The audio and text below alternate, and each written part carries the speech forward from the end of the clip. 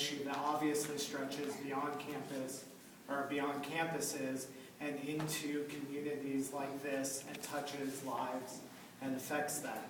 And so I merge kind of my research and my teaching into presentations like this to help focus on ways that we can deal with issues of rape and sexual assault, not just in the aftermath after those crimes occur, but in ways that can help us work as a community, as family members, work in networks of friends to help prevent people from committing those crimes in the first place.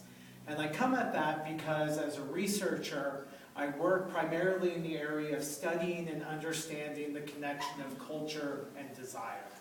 And so that's the position I'm going to come from. And so my focus is a little different than probably much of the information you've heard before or that you may hear from some of the other presenters tonight. And that's not a knock on much rape prevention work, because it does a wonderful job of empowering women and empowering families and empowering individuals to work with what to do to help prevent rape and sexual assault from occurring. But I'm interested in my work, especially when I teach communication and gender, is to take up the connection between masculinity and the crime of sexual assault. We know that 90% of all rapes are, about 90% of all rape and sexual assault is committed by men.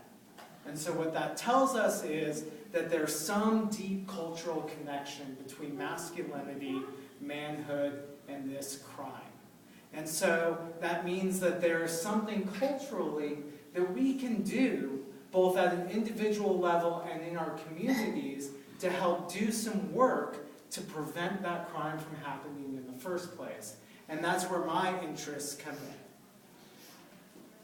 For the next 15 to 20 minutes, my time with you is going to be spent working out ways that we can engage the boys, teens, and men in our lives, as well as with each other, in conversations that can help lead to productive cultural change in shifting the way we understand the crimes of rape and sexual assault, and working how to have conversations before it gets to the point of those crimes occurring, so that we can help get out the root cause of what is making this crime happen in the first place.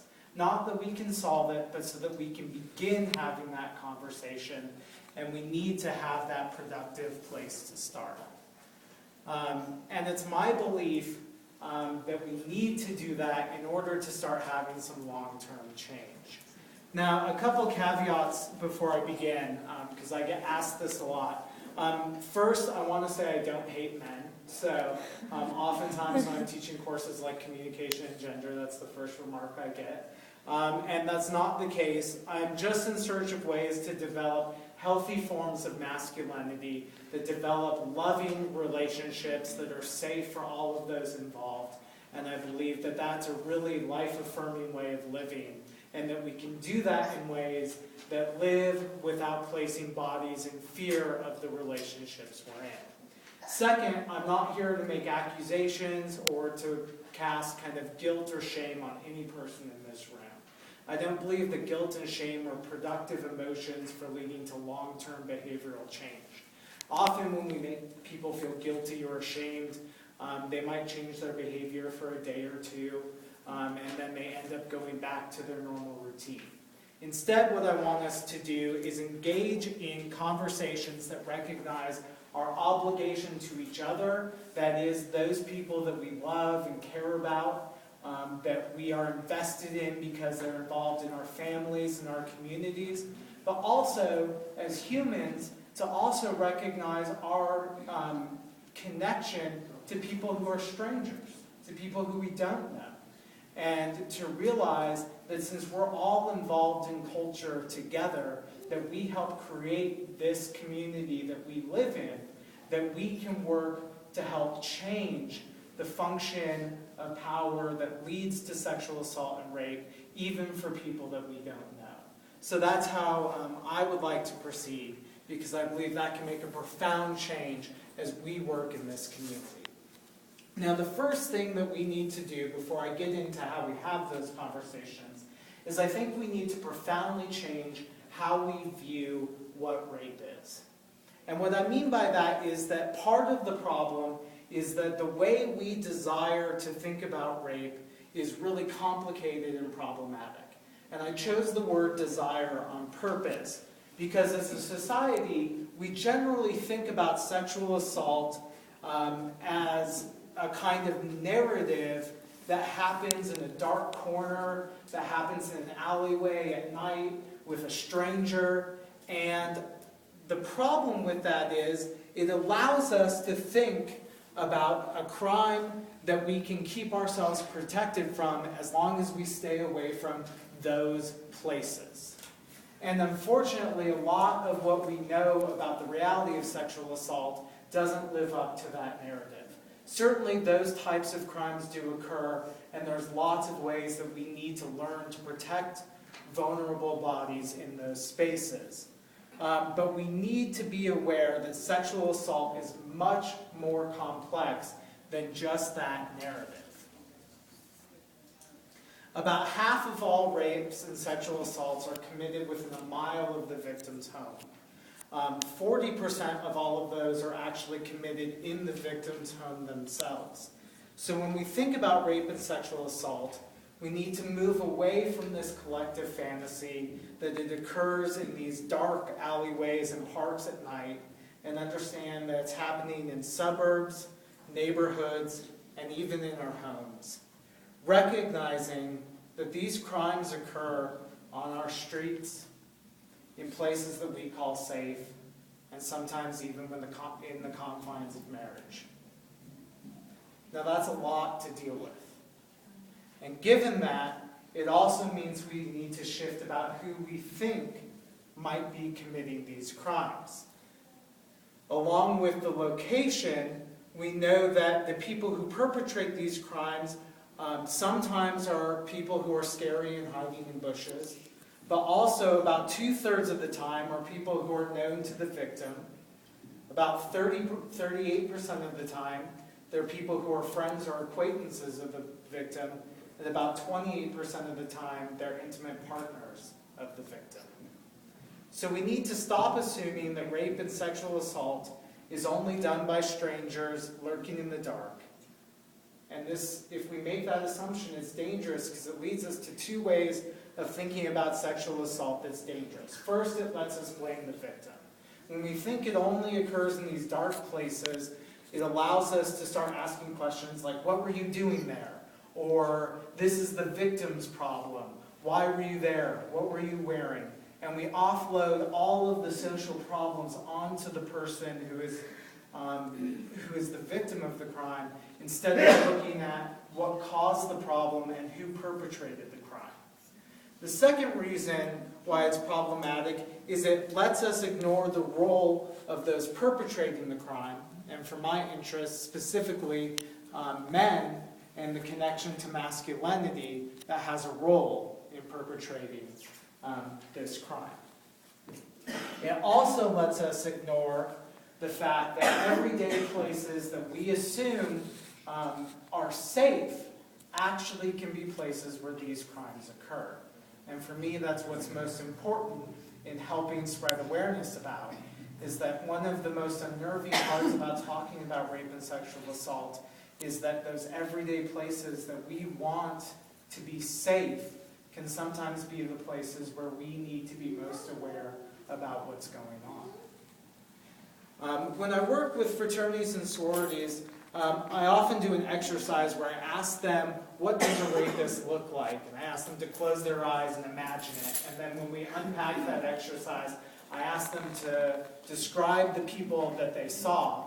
And I often get these awesome racist images of who this rapist might be. And the thing that they never describe is someone who looks like them or people that they know. But we know statistically that there's a high likelihood it might be someone that they know. And that's one of the hardest things to cope with. Specifically when I talk to young men, I also ask them to picture themselves looking in the mirror. And that's a very scary thing for them to imagine. but because of the way that masculinity encourages aggression and unequal power relationships with women, there is that potential to cross that line without even having the reflexive thought about what's going on. And so I kind of have to utter what I think is the most unpleasant sentence I'll say tonight, and so I apologize in advance. But the people that commit rape and sexual assault can be your brothers, sons, friends, or fathers. And because of that, it means that we all, myself, everyone in this room, has a responsibility to engage those individuals in an extended, ongoing conversation, not just once, not just twice, but over their development and over our relationships with them about what is this crime and how is it and why is it that it's inappropriate, so that they can develop an appreciation for boundaries, respect for others' bodies, and understand the limits on what they can and cannot do. And so this leads to this question of what can we do, and it starts with a simple premise that rape as a crime is not a secret. It's something that we need to talk about, and we need to get beyond that it's a taboo that we can ignore, and it's something we need to engage with. And so there's two things I want to ask you to do tonight. First is we need to recognize that rape is not solely a crime about sex, it's a crime about power. And a lot of people who have worked in rape prevention know this difference. And the reason why that's important is that it comes from differentiating that when we talk, especially in families, families know about having the talk, that terrifying moment. But the talk doesn't cover sex and doesn't cover rape and sexual assault because it doesn't talk about power dynamics. And it means that in families, there needs to be a separate conversation, or within that conversation, something that takes up issues of power.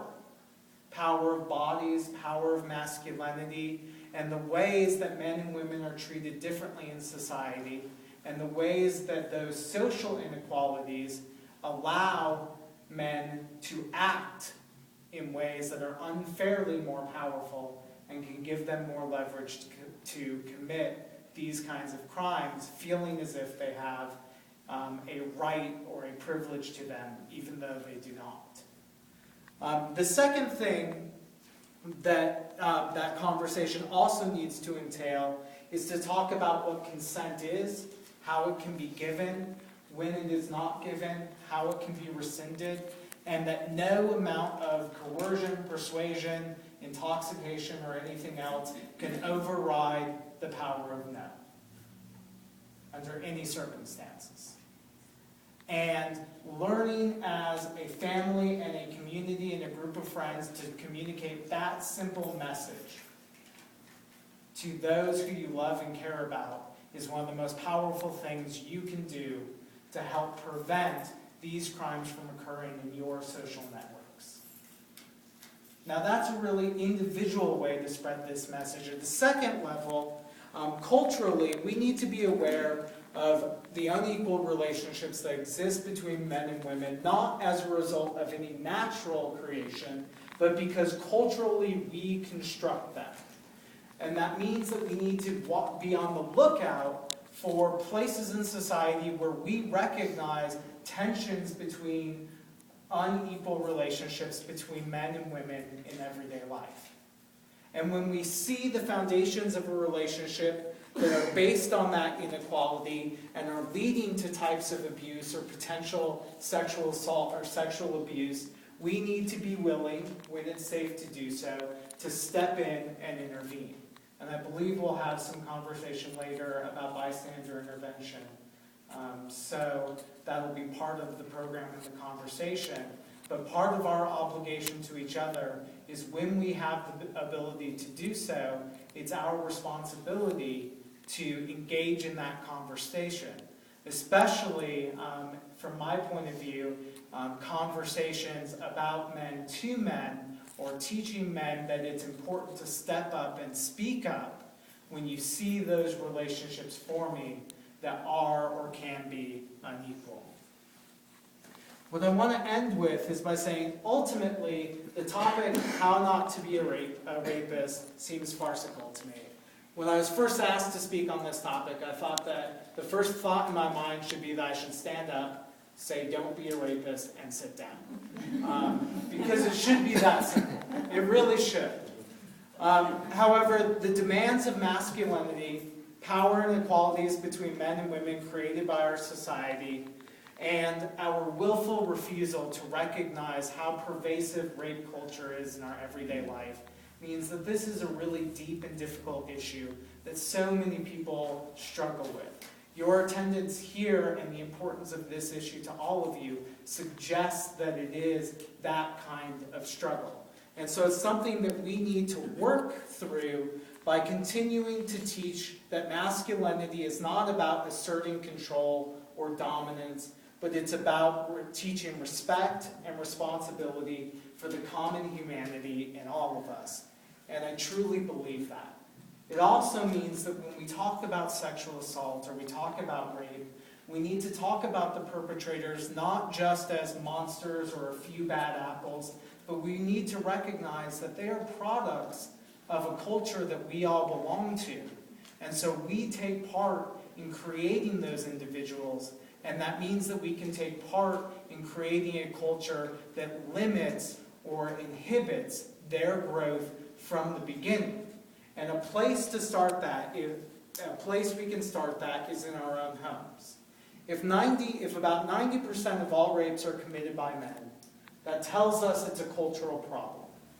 So I'll leave you with a parting request. If you do nothing else,